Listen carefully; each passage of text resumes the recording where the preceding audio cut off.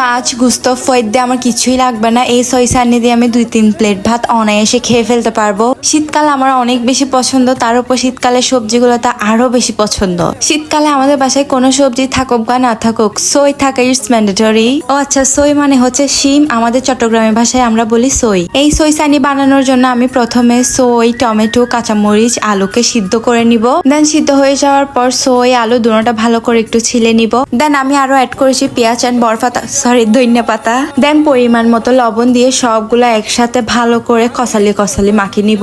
আমি মরিচ একদম ধরতে পারি না, আমার অনেক বেশি হাত জ্বলে, তাই আম্মুকে দিয়ে মাখাচ্ছি। আর আম্মুর হাতে এত জাদু আছে যে মজা না হওয়া জিনিসটাও কিন্তু মজা হয়ে যায়। খুবই ভালোভাবে কষালি একসাথে মেখে ফেলবা, আবার বেশি ভেট্টা বানাই ফেলিও না।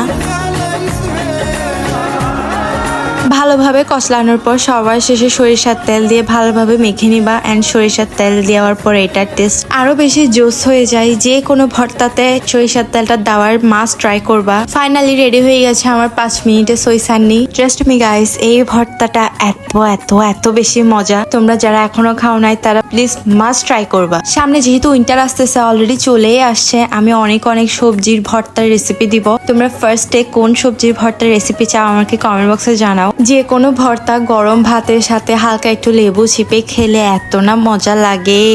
কার আমার মতো ভর্তা হলেই আর কোনো কিছুই লাগে না, ফয়েদ দিয়ে তো বাতি দিলাম না। যাদের লেশো পড়তেছে তাদের জন্য এক গরস।